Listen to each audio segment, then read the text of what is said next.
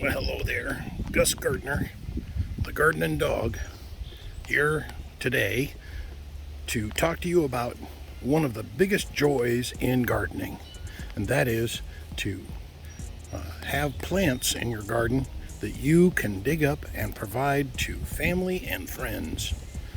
So, without further ado, let's get started.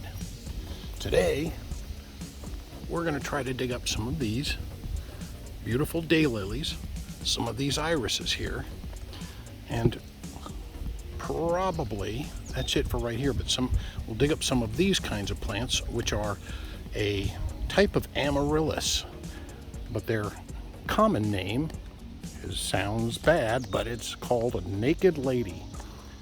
The actual name is Belladonna Amaryllis, or Amaryllis belladonna.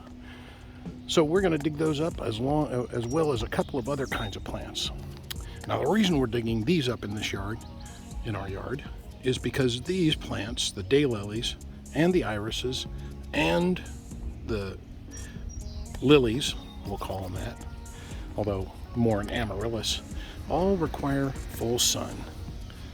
And if they need full sun, that means that they will just not thrive when they're in too much shade. And right here, let me show you, we're underneath a very large silver maple, which is a beautiful addition to our yard, but it does provide a lot of shade. And that shade means that these plants won't thrive. So we're going to dig up some of these daylilies, and then there are some amaryllis and some crepe myrtles we're going to dig up, and the irises will probably take from over here because these are in too much shade here. So we have some digging to do, and it's not complicated. Many of these plants have tubers, which means we're going to take them out of the ground and cut the foliage off of them, and then we'll just plant them in the new yard. And this is a family member who's just got a brand new house, and the yard is very fresh, a blank canvas. So these plants will do well because there are no big trees to shade them. We're also, just to know this, we're going to dig up a metasequoia and take that along with us as well to plant in their yard. That one takes full sun as well, and we have one that's in too much shade. So let's get started.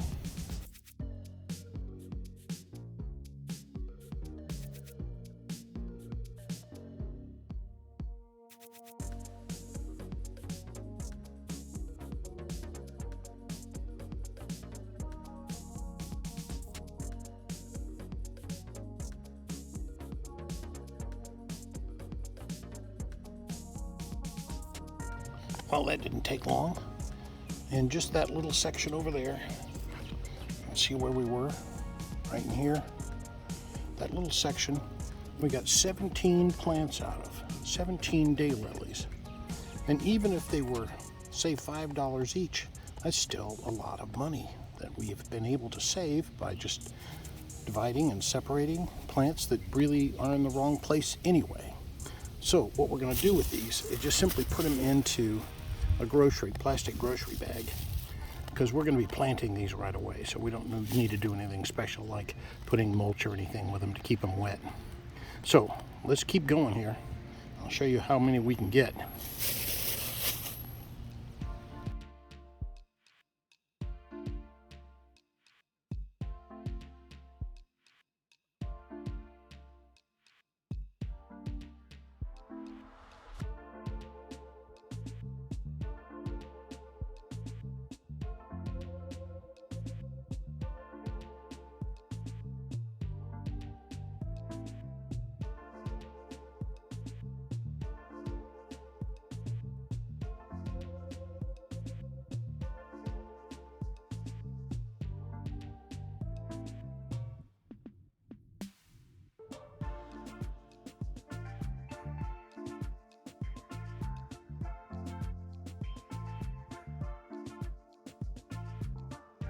Okay, so we've got this cleared out, and there's some leaves left over there, but so out of this area here, we got 80 iris plants, 80 irises.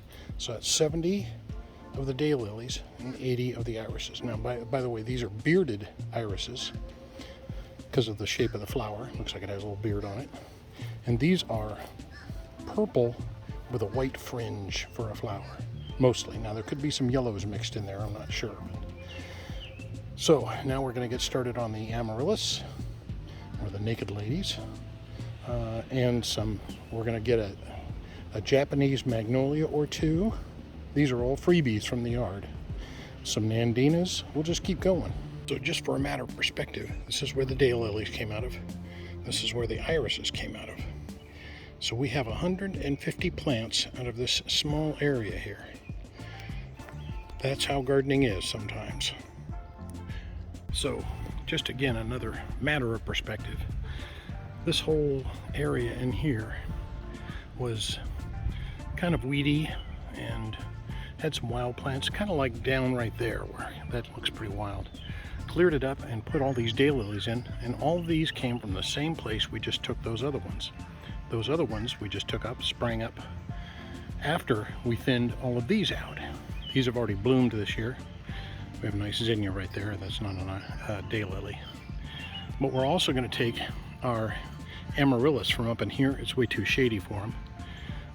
But they're healthy, and you can see some up in there. Get up closer so you can see them. So those are Amaryllis, and I know it's hard to see sometimes. That's an Amaryllis, that's a daylily. So that's the difference, and there's some cannas back there. So we're gonna take some of these Amaryllis plants. Here's some more down here. And these all came from one clump that came from another family member. So we've been sharing for a while. These are Nandinas. We're going to take some babies of those, not big ones like that. There's some little baby Nandinas over there. All right, let's get started. So this is what the Amaryllis or naked lady bulbs look like. Look like kind of big round bulbs like this with that little green on the top. And roots not unlike the iris and the daylilies, but big bulb there. This is a smaller one. And this is one way they propagate, is by just sending out new little bulbs on the side. So we'll dig this one up here. I've already loosened it with a shovel so it comes out easier.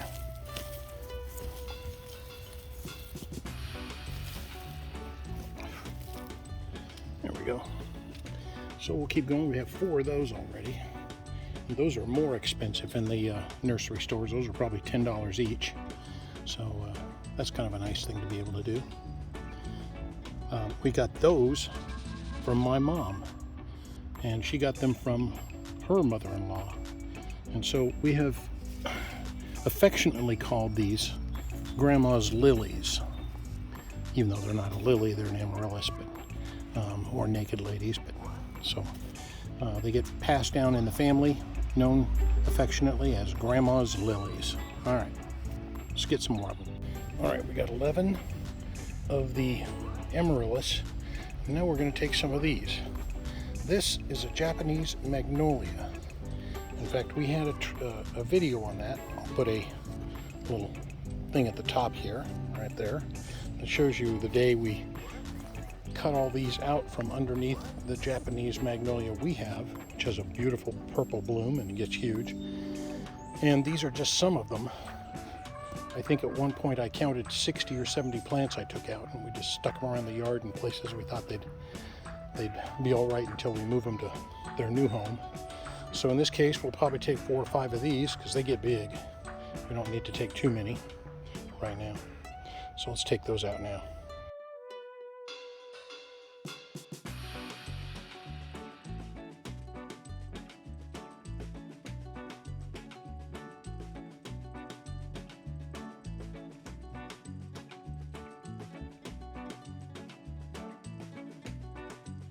Right, so next we'll do 3 or 4 crepe myrtles. It'll look just like this, and here they are underneath. Crepe myrtles tend to propagate from the roots, and then they send up shoots that way. I think they call it vegetative propagation. I'm not sure. So I've already loosened the soil on those. Let's give them a try.